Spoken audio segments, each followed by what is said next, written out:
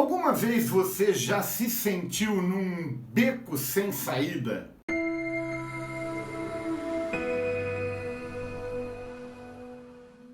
Pois bem, estamos numa jornada onde durante 7 semanas estamos compartilhando fatos inimagináveis que trazem uma consolidação muito grande na nossa fé. Nós estamos hoje na nossa 3ª semana e antes, na verdade, de propor a nossa reflexão, eu gostaria de lembrá-los que na semana passada eu desafiei todos aqueles que estão expostos à nossa reflexão a tentarem descobrir o milagre que eu estaria tratando no dia de hoje. Eu lamento informar que nenhum dos que deixaram aqui nos comentários o que achavam que iria ser tratado hoje, na verdade, não acertaram. Mas eu quero desafiar você a continuar fazendo isso. Coloque nos comentários de hoje qual é o fato inimaginável que você acha que eu estarei tratando na semana que vem. Nós estamos com todos os roteiros prontos, tudo preparadinho, todos os assuntos separados, os temas de cada um dos vídeos, e eu quero motivar você, continue colocando nos comentários. Eu tenho falado que o nosso propósito ao fazer isso é promover a interação. É muito importante quando você compartilha aquilo que você entende ser um fato inimaginável, algo que a gente não vê no nosso dia a dia, algo que a gente pode chamar de milagre. E a semana passada eu tinha prometido um livro para aqueles que acertassem. O livro era esse daqui, Escola de Fogo. Na verdade, eu estou ampliando hoje. Hoje eu quero, na verdade, oferecer para aqueles que vão interagir com a gente esse treinamento da Casa de Oração em Kansas City. É um DVD que a gente trouxe quando a gente esteve lá no IHOP em Kansas City, e eu quero, na verdade, oferecer para a primeira pessoa que descobrir qual é o milagre que nós vamos tratar na semana que vem. Eu quero dizer para você que você deve colocar os comentários semanalmente. É possível que de repente nos vídeos anteriores você tenha mencionado o milagre, mas o meu propósito é interagir semanalmente com você, então você precisa colocar na semana. Mesmo que você colocou nas semanas anteriores e não acertou, pode ser que de repente na semana que você vai colocar novamente seja exatamente o milagre que a gente vai estar tratando. Então, eu quero desafiar você, continue colocando aqui nos comentários o que você entende que a gente vai tratar, e se você for o primeiro, você vai ganhar esse DVD, esse treinamento sobre o modelo Harpa e Taça, que é o modelo desenvolvido pelo IHOP, International House of Prayer, Kansas City. Então, eu quero desafiar você, você pode colocar quantos milagres você quiser, pode colocar 1, 2, 3, 4, 5, quantos você quiser. Obviamente que você só vai ganhar se você for o primeiro que acertar, ok? Então eu espero que você coloque nos comentários aqui, porque inclusive além dessa interação, certamente isso vai trazer muita edificação ao nosso coração e inclusive vai servir até de base para a gente desenvolver outros temas. Pois bem, o meu tema com você hoje no vídeo é Deus sempre tem uma saída. E eu gostaria, na verdade, de nesse momento fazer menção do texto que eu usei como fundamento e como base para que nós pudéssemos refletir, para que nós pudéssemos pensar acerca de mais um fato inimaginável que traz uma consolidação muito grande na nossa fé. E essa história que eu quero compartilhar com você hoje está no livro de Êxodo, capítulo 14. E o milagre é o momento onde Deus abre o mar e o povo passa a pé enxuto. Você há de convir comigo que essa não é uma experiência que a gente vê todos os dias.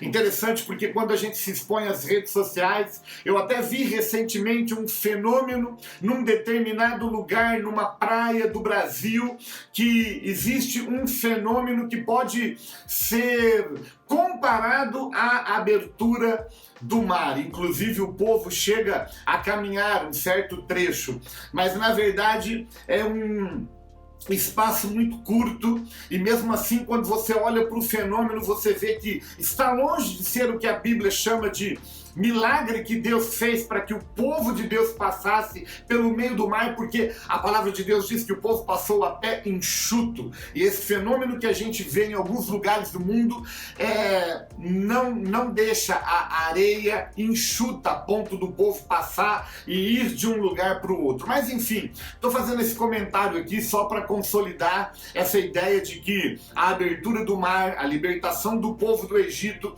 não foi algo simples, foi algo realmente inimaginável e que a gente não vê nos nossos dias. No entanto, quando a gente estuda o capítulo 14 de Êxodo, a gente aprende algumas lições extremamente importantes que eu quero exatamente compartilhar com você, porque você há de convir comigo que a experiência que os israelitas tiveram quando eles foram libertos do Egito, estavam fugindo da presença de Faraó, mas num determinado momento chegam e olham para frente e têm diante de si o mar intransponível, olham para trás e os inimigos estão vindo no seu encalço, na perseguição, e eu tenho certeza que a pergunta que eu fiz no início desse vídeo tem tudo a ver com esse momento, essa situação. Quando você se vê num beco sem saída, quando você olha para todos os lados e você não vê possibilidade de solução, de resposta,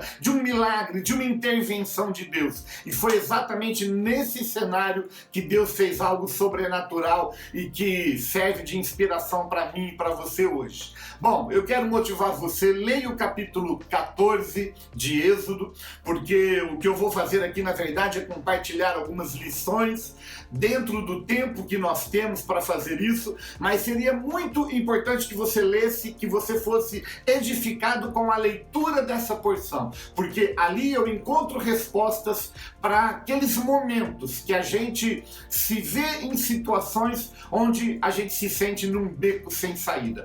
Pois bem, eu quero compartilhar com você algumas dessas lições, e a primeira delas me chama a atenção no comecinho do capítulo 14. Quando você ler o texto, você vai perceber que Deus dá uma ordem para que o povo retroceda. Isso mesmo, a palavra usada ali é a palavra retroceder. E eu quero dizer para você que nem todo retrocesso é negativo. Porque quando a gente fala, às vezes, de retroceder, a gente sempre é invadido por um sentimento de desistência, de derrota, porque a própria palavra retrocesso nos faz voltar um pouco, e eu quero dizer para você que às vezes Deus nos faz voltar um pouco para que peguemos impulso, para que o nosso salto seja maior. Você há de convir comigo que uma flecha ela vai mais longe quando o arco é retesado na sua forma máxima. Quando você retesa o arco no máximo sem quebrá-lo e você solta, aquela flecha com certeza ela vai muito mais distante do que ela iria se não tivesse havido esse retrocesso, esse retesamento.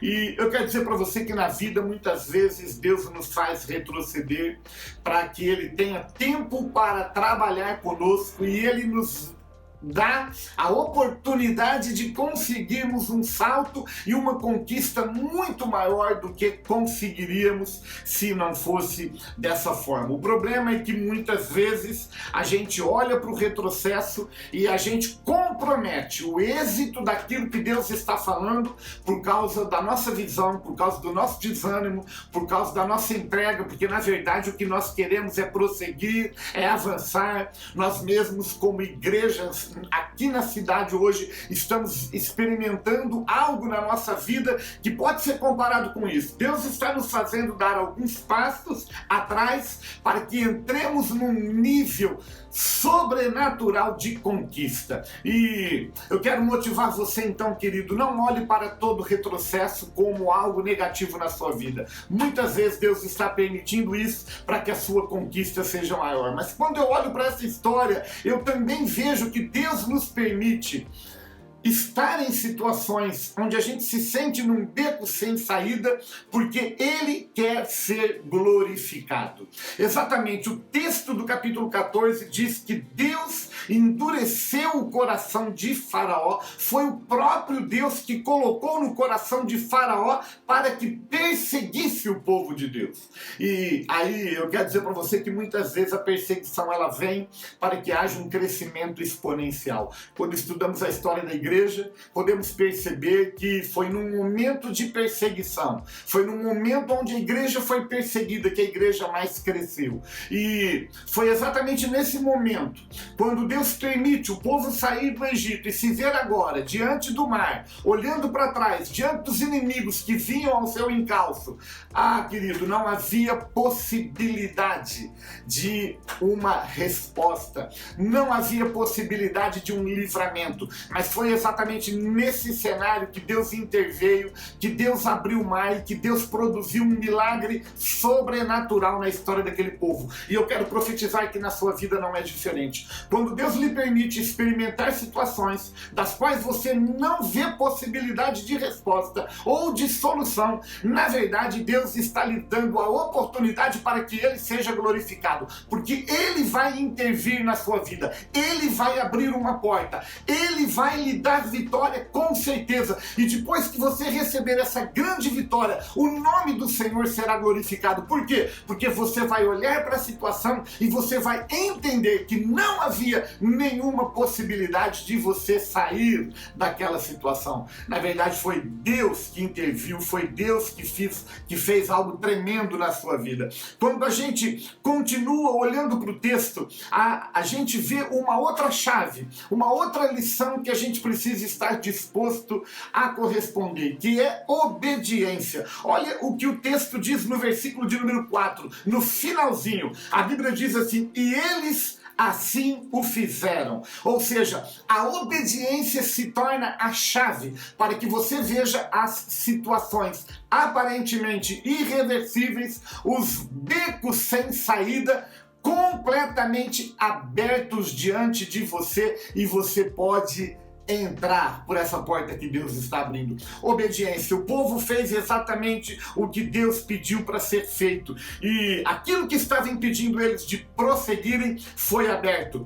Quando a gente olha no versículo de número 10, a gente vê uma última chave, um último segredo que eu quero compartilhar com você aqui, porque no versículo de número 10 diz que o povo clamou ao Senhor. E sabe, querido, eu tenho certeza absoluta, principalmente depois de ter passado, ainda estamos passando por um momento muito difícil como humanidade. Deus nos colocou numa situação confrontadora, num beco sem saída. E Ele fez isso para quê? Para nos atrair até Ele, para nos trazer para mais perto dEle, porque a palavra de Deus diz no versículo de número 10 que foi nesse contexto que o povo clamou a Deus, o povo buscou a Deus.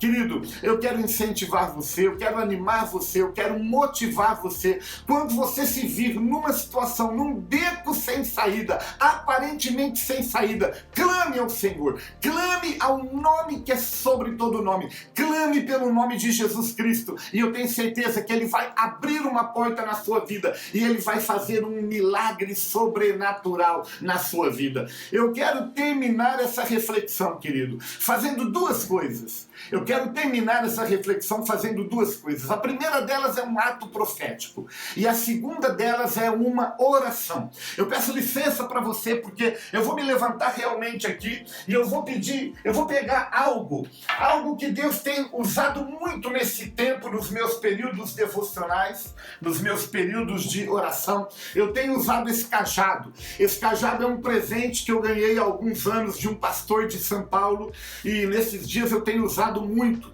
E assim como Moisés, que quando levantou aquele cajado, ele viu o mar que estava diante dele aberto, e o povo pode passar a bem enxuto. Eu quero terminar essa reflexão levantando esse cajado e orando orando sobre a sua vida, o seu desafio, o seu impossível, o seu beco sem saída. E eu quero declarar que Deus vai abrir a porta na sua vida. Deus vai fazer um milagre. Deus vai responder e o nome dele será glorificado. Então vamos terminar. Eu quero fazer isso, eu quero fazer esse ato profético e ao mesmo tempo que faço, eu termino orando e abençoando a sua vida.